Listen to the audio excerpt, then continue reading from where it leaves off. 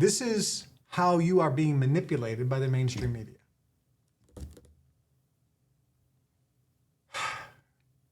If you're anti-Israel, you're bad, right? Because then you're an anti-Semite. If you're pro-Palestinian, then you're good, because pro is good. That's why the right calls it pro-life, but the left calls it anti-abortion. Do you see the difference? Okay. We'll put that aside. Let's talk about the Palestinians and the Israelis. These people have been at war forever.